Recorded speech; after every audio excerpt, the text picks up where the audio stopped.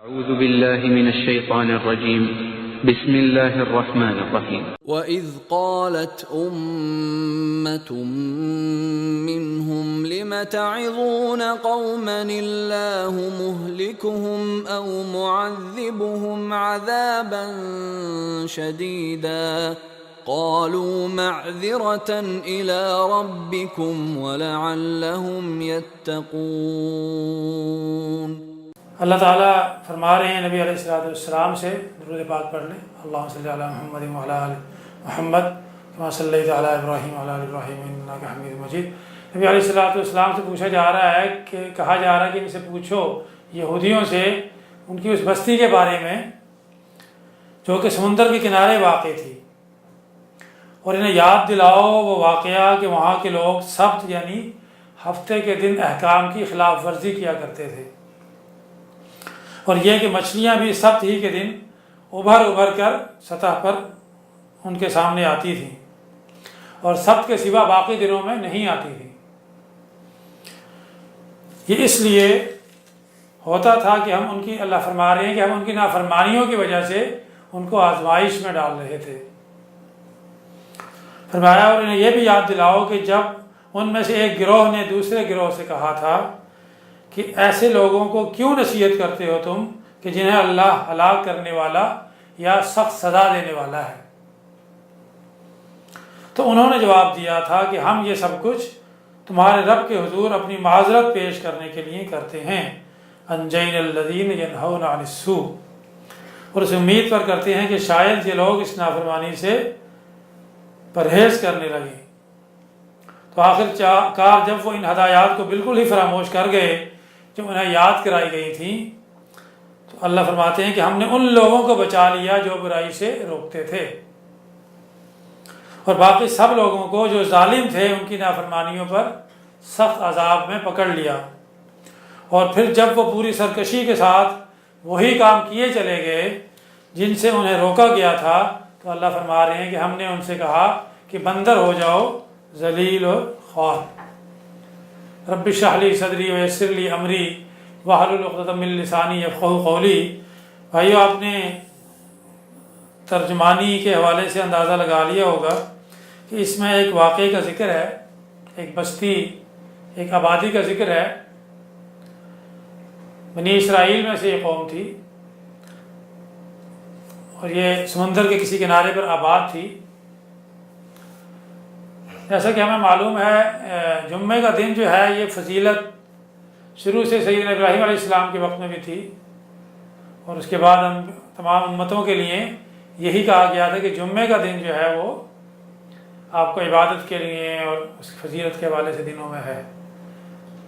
تو لوگ عمل کرتے رہے، لیکن یہ بنی اسرائیل جو سیدنا موسیٰ علیہ السلام کے ساتھ تھے، ان کے بڑے مطالبے ہوتے تھے، بڑے نخرے اپنے کرتے رہتے تھے۔ کبھی جب ان کو منہ سلوہ ملتا تھا تو یہ کہتے تھے کہ جی ہمیں آلو پیاز اور یہ اناج چاہیے اور یہ چیزیں چاہیے مختلف۔ تو انہوں نے ایک یہ بھی مطالبہ کر دیا کہ ہمارے لیے عبادت کا دن جو ہے وہ جمعے کے بجائے ہفتے کا رکھا جائے۔ سیدنا موسیٰ نے سمجھایا کہ جو اللہ تعالیٰ نے ایک دن مقرر کیا ہے اس پر عمل کرو، تبدیلی کروانا اور یہ کیوں ضروری ہے۔ بہرحال ان کا مطالبہ زیادہ رہا تو سیدنا موسیٰ علیہ السلام نے اللہ تعالیٰ سے درخواست کی، تو اللہ تعالیٰ نے اس شرط پر ان کی یہ فرمائش پوری کر دی کہ ٹھیک ہے ہفتے کے دن عبادت کی جائے، لیکن پھر اس دن کوئی اور کام نہیں ہوگا، کوئی تجارت کسی قسم کا، کوئی لین دین، غلام سے بھی کام لینا، کسی قسم کا کچھ نہیں ہوگا۔ کچھ عرصہ تو یہ امت عمل کرتی رہی، جو عہد کیا تھا انہوں نے، لیکن کچھ عرصے کے بعد یہ بستی، یہ قوم جو تھی، ان سے برداشت نہیں ہوا۔ پھر چونکہ اور بھی یہ فسق کرتے تھے، نافرمانیاں کرتے تھے، تو اللہ تعالیٰ ان کو مزید آزمائش، اصل میں اللہ تعالیٰ کی ایک سنت ہے کہ اگر کسی کے اندر برائی ہو اور بظاہر کسی وجہ سے وہ نہ کر رہا ہو تو اللہ تعالیٰ اس کو موقع دیتا ہے جس سے وہ برائی ظاہر ہو جاتی ہے، اور جو نیکی کرنا چاہ رہا ہوتا ہے اس کو نیکی کا موقع دیتا ہے، جو جہاں جانا چاہ رہا ہوتا ہے اللہ تعالیٰ اس کو اسی ڈائریکشن میں سہولت دے دیتے ہیں۔ تو ان کے یہ فسق میں مبتلا تھے، تو اللہ تعالیٰ نے ان پر آزمائش یہ ڈالی کہ مچھلیاں جو تھیں وہ سبت کے دن ہی سطح سمندر پر اچھل کے آتی تھی، باقی دنوں پر نہیں آتی تھی۔ اب یہ لوگ بڑے پریشان ہوئے کہ ہمارے بڑوں نے یہ کیا عہد کر لیا. تو کچھ لوگوں نے انہیں، جیسے آج کل بھی ہوتے ہیں، لوگوں نے کہا کہ جی ہم آپ کو ترکیب بتا دیتے ہیں، یہ کون سا مشکل کام ہے. جیسے آج کل بھی کوئی کہے جی میں نے سود سے بچنا ہے اور یہ فائدے بھی لینے ہیں، تو وہ کوئی نہ کوئی اس کو آگے ٹیکنیک بتاتے ہیں. حالانکہ سود جو ہے وہ اللہ اور رسول سے جنگ، فَأْذَنُوا بِحَرْبٍ مِّنَ اللَّهِ وَرَسُولِهِ. لیکن کوئی نہ کوئی لوگ بھی یہ سود نہیں ہے، اس طرح دے رہے ہیں، اس طرح لے رہے ہیں، یہ منافع ہے، اور یہ تو گورنمنٹ سے ہم ڈیل کر رہے ہیں، یہ تو امیر آدمی سے کر رہے ہیں، غریب سے تو نہیں کر رہے، مختلف. تو انہوں نے بھی مختلف ہیلے کرنا شروع کر دیے. مثلا انہوں نے کہا کہ جی آپ ایسا کریں کہ نالیاں بنا لیں، ادھر تالاب بنا لیں، یہ بہ کے ادھر آ جائیں گے، اتوار کو پکڑ لینا، یا کانٹے ڈال دو اور اتوار جیسے شروع ہو اسے کھینچ لینا، پھنس جائیں گے اس میں. مختلف. تو جو اہل علم تھے وہ سمجھ رہے تھے کہ یہ باتیں بھی خلاف ورزی میں آتی ہیں. تو لوگ ان کو جو سمجھانے لگے. پھر کچھ لوگوں نے کہا کہ یار ان کو سمجھانے کا فائدہ نہیں ہے، اور یہ ان لوگوں کو بھی، لیکن ایک گروہ ایسا تھا جو مسلسل ان کو منع کرتا رہا. تو یہ گروہ جو پہلے سمجھاتا تھا اور جس نے چھوڑ دیا تھا، اس نے ان سے کہا کہ تم ایسے لوگوں کو کیوں نصیحت کرتے ہو جنہیں اللہ ہلاک کرنے والا اور سخت عذاب دینے والا ہے. تو ان افراد نے جو کہ نہیں عن المنکر کا کام کرتے تھے، لوگوں کو غلط کام کرنے سے، اللہ کی نافرمانیوں سے منع کرتے تھے، انہوں نے بڑا زبردست جواب دیا. اور یہ ہر داعی کو یہ جواب ذہن میں ہونا چاہیے، ہر مسلمان جس کی یہ ذمہ داری ہے اس کو بھی اس کے ذہن میں جواب ہونا چاہیے. انہوں نے کہا کہ ہم تمہارے رب کے حضور اپنی معذرت پیش کرنے کے لیے کرتے ہیں، اور اس امید پر کرتے ہیں کہ شاید یہ لوگ اس نافرمانی سے پرہیز کرنے لگے. قالوا معذرۃ الی ربکم ولعلہم یتقون.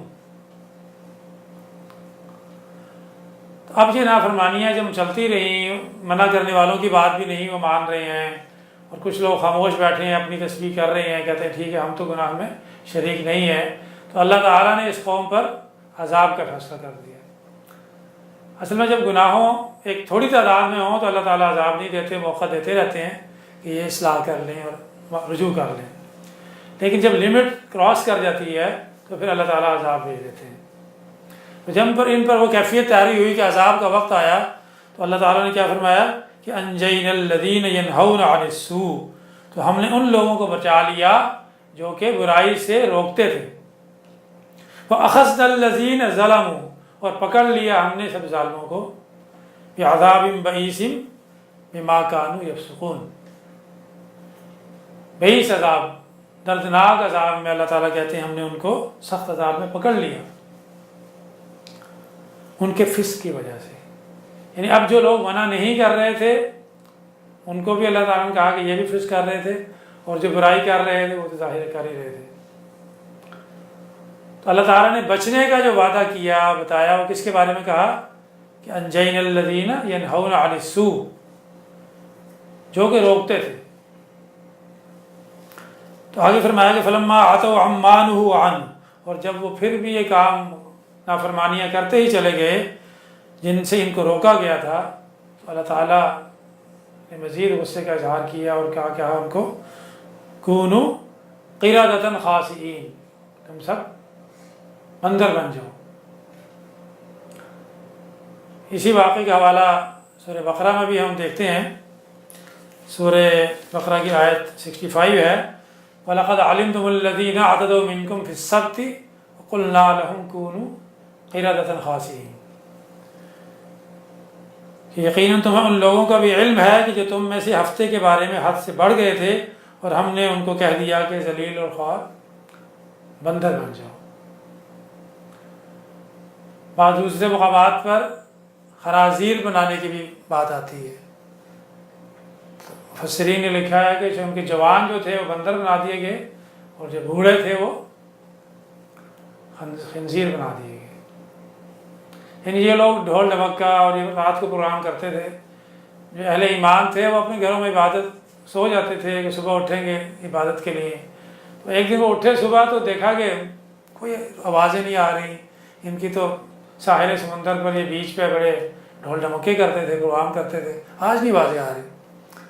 تو انہوں نے ادھر جا کے دیکھا تو وہاں انسان نظر نہیں آئے، ادھر ادھر دیکھا تو کوئی بندر نظر آئے اور سور خنزیر نظر آئے، اور وہ ان کے پاؤں میں آ کر گرنے لگے اور آنکھیں آنسو گر رہے ہیں۔ پھر ان کو سمجھ آئی کہ یہ وہی لوگ ہیں، ان کا عذاب آ گیا۔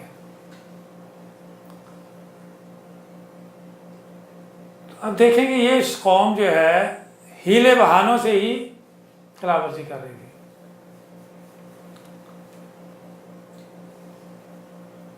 تو اس سے اندازہ ہوتا ہے کہ امر بالمعروف اور نہی عن المنکر کا جو ذمہ داری ہے وہ کس قدر ضروری ہے۔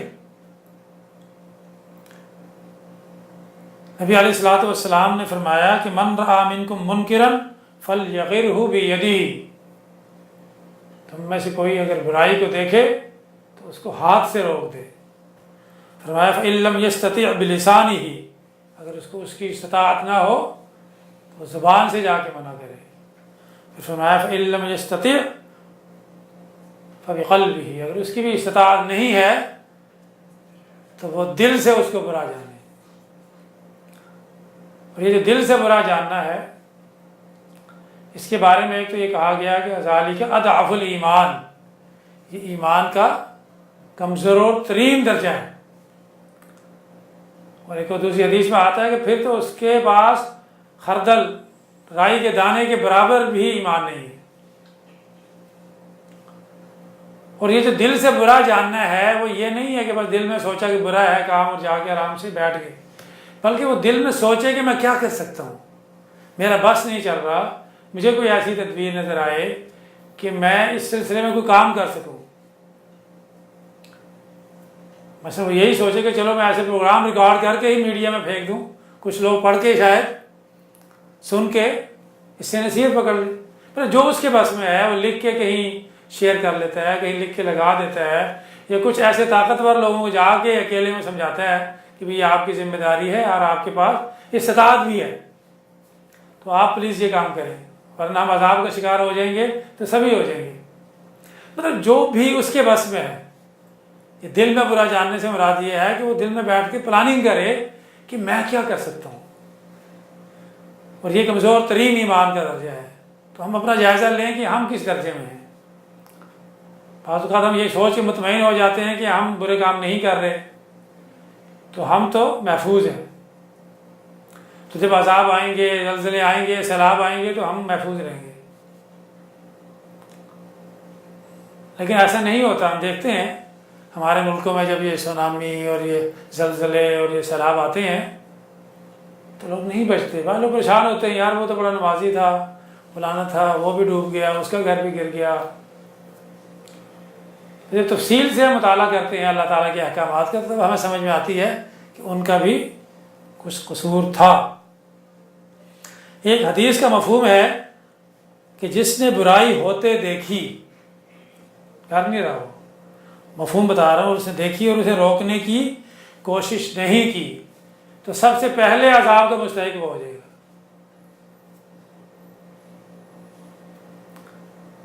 اس کی اس میں مثال جو کہ نبی علیہ الصلوۃ والسلام نے بتائی اور سیدنا جابر علیہ السلام کی روایت سے ہم پر پہنچی کہ اللہ تعالیٰ نے جبرائیل علیہ السلام کو حکم دیا کہ فلاں بستی کو بستی والوں پر الٹ دو۔ تو سیدنا جبرائیل علیہ السلام نے فرمایا کہ اس بستی میں ایک ایسا شخص بھی موجود ہے جس نے کہ پلک جھپکنے میں بھی اللہ تیری نافرمانی نہیں کی، اس کا کیا کروں؟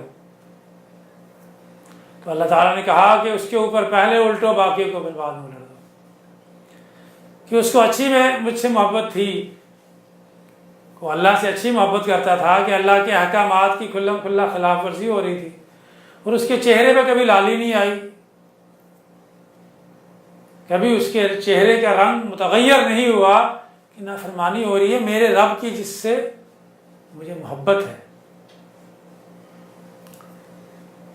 ہم اپنے والدین سے محبت کرتے ہیں، اپنی والدہ سے محبت کرتے ہیں کہ ان کے بارے میں غلط بات کہے تو ہمیں غصہ آتا ہے، خود طاقت نہیں ہوتی، ہم کہتے ہیں کچھ لوگوں کو جمع کر کے اس کو جا کے سمجھایا جائے کہ بھی ٹھیک ہو جاؤ۔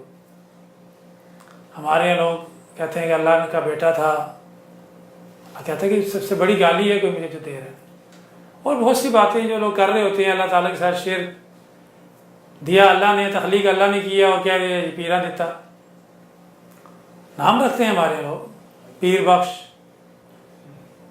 تو ہم جا کے اس کو روکتے نہیں بھی تم نے یہ کیا نام رکھا ہے، اللہ تخلیق کرتا ہے، اللہ خالق ہے، اس کے علاوہ کوئی تو مکھی بھی پیدا نہیں کر سکتا۔ ما یملکون من قطمیر آتا ہے نا، اس گٹھلی کے اوپر چھلکا جو ہوتا ہے وہ بھی نہیں پیدا کر سکتا، لیکن ہم نہیں روکتے۔ تو اس سے ایک اور مثال اپنا نبی علیہ السلام نے ایک مثال سے سمجھایا، ایک 2 منزلہ کشتی کی مثال دے کے سمجھایا نبی علیہ السلام نے، کہ اس میں جو اوپر والے تھے منزل والے ان کے پاس پانی تھا استعمال کا، اور نیچے والوں کے پاس نہیں تھا۔ اب نیچے والے جو ہیں وہ پانی لینے اوپر جاتے تھے، تو اوپر والے فیل کرتے تھے کہ ہمیں ڈسٹرب کر رہے ہیں، تکلیف محسوس کرتے تھے، تو نیچے والوں نے سوچا کہ چلو اس کے کشتی میں نیچے سوراخ کر لیتے ہیں، کلہاڑی لے کے آئے کہ چلو ایک سوراخ کرتے ہیں۔ تو نبی رحمت نے صلی اللہ علیہ وسلم نے فرمایا کہ اگر باقی نیچے والے اور اوپر والے سب مل کے اس کا ہاتھ نہیں روکیں گے جو یہ سوراخ کر رہے ہیں، تو جب سوراخ سے پانی آئے گا تو صرف سوراخ کرنے والے نہیں ڈوبیں گے، بلکہ نیچے والے اور اوپر والے سبھی ڈوب جائیں گے۔ بڑی آسان سی مثال میں نبی علیہ السلام نے سمجھایا۔ عام زندگی میں بھی ہم دیکھتے ہیں، مثلا بقرہ عید کے بعد ہمارے یہاں ایک سین ہوتا ہے کہ انڈو پاکستان میں تو ہوتا ہے، یہاں شاید نہیں ہوتا، کہ اوجڑیاں اور بہت ساری چیزیں لوگ ڈسٹ بن کے پاس جا کے پھینک دیتے ہیں، اور بعض اوقات بلدیہ والے دیر سے آتے ہیں، بعض شہروں میں ہو سکتا آ جاتے ہیں، بعض میں 2-3 دن وہ بزی ہوتے ہیں کہ جی اب ہم نے بھی عید کرنی ہے اور کام زیادہ ہو گیا ہے، اوور ٹائم نہیں مل رہا، جو بھی ہے۔ تو اب اگر اس کی صفائی کی طرف توجہ نہ دی جائے، جو گند پھیلا ہوا ہے، ایک شخص کیا کرتا ہے کہ اپنے گھر میں بڑی صفائی، اور جو اپنے ڈٹرجنٹ اور کیا وہ اینٹی سیپٹک اور کیا کیا ہوتا ہے نا، اسپرے اور ہر چیز، جراثیم وہ کر لیتا ہے، کہتا ہے کہ جی بیماری میرے گھر میں کوئی جراثیم نہیں آنا چاہیے۔ تو اگر وبا پھوٹ پڑے اس تو کیا ہوگا؟ اس کے بچے بچ جائیں گے؟ جب بیماری پھیلے گی تو وہ اور اس کے بچے بھی اس کا شکار ہو جائیں گے۔ تو بہتر عمل کیا ہوگا کہ وہ باقی ساتھیوں سے مل کے ادھر توجہ دے، بلدیہ کی توجہ دلائے، یا جو بھی اور کوئی وسائل ہیں کہ اس گندگی کو ختم کیا جائے۔ تو اصلاح جو ہے وہ صرف اپنی نہیں، اپنی سے ابتدا ہوگی، لیکن سب کی کرنی ہے، سب طرف توجہ دینی ہے۔ اس کا کیا حوالہ ہے آگے ہم بات میں لائیں گے۔ تو اصل میں دنیا میں جتنا بھی یہ گند ہے، فساد ہے، آج کل ہم دیکھتے ہیں نا بے شمار بیماریاں، ایسی بیماریوں کے نام جو پہلے کبھی سنے ہی نہیں تھے۔ ہمارے بڑوں نے یہ بیماریوں کے نام نہیں سنے تھے جو آج کل ہم سن رہے ہیں۔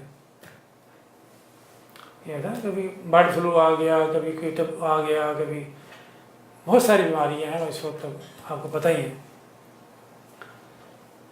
اور بھی جتنے بھی دنیا میں فساد ہیں، یہ اصل میں انسانوں کے اعمال کی وجہ سے ہیں۔ شہر میں جو گند پھیلتا ہے سب انسان ہی پھیلاتے ہیں نا۔ تو دنیا میں بھی فساد جو ہے، اللہ تعالیٰ نے فرمایا کہ ظہر الفساد فی البر والبحر بما کسبت ایدی الناس، کہ خشکی اور تری میں جو یہ گند پھیلا ہوا ہے یہ انسانوں کے اپنے ہاتھوں کی کمائی ہے۔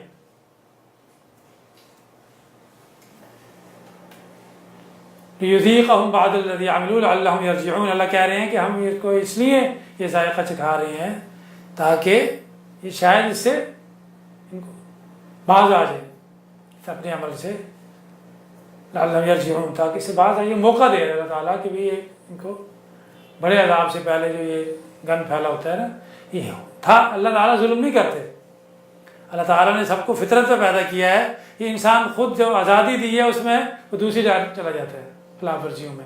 اللہ نے پہلا انسان بھی نبی بنا کے بھیجا تھا، شروع سے توحید اور یہ سب باتیں آئی ہیں، یہ انسان خود دائیں بائیں چلا جاتا ہے۔ تو اس حوالے سے فرمایا کہ اس فساد کی اصلاح کی ذمہ داری جو ہے نا امتوں پر ڈالے گی۔ ہم سے پہلے یہ ذمہ داری بنی اسرائیل پر تھی، جو بڑی امت اس سے پہلے جس کے قرآن میں ذکر ہے، ان پر بے شمار انبیاء بھیجے گئے اور ان کو کہا گیا کہ معاشرے کی اپنی اصلاح کے ساتھ معاشرے کی اصلاح بھی آپ کی ذمہ داری ہے۔ امر بالمعروف اور نہی عن المنکر، نیک باتوں کا حکم دینا اور برے کاموں سے روکنا، یہ آپ کی ذمہ داری ہے۔ اور اب یہ ذمہ داری کس پر آ گئی؟ مسلمان امت پر آ گئی۔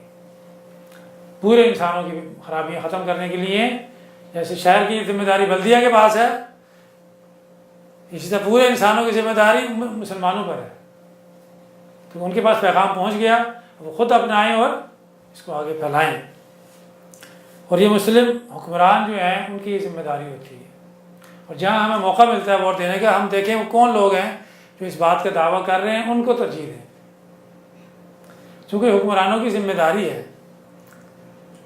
کہ امر بالمعروف اور نہی عن المنکر کا نظام قائم کرے۔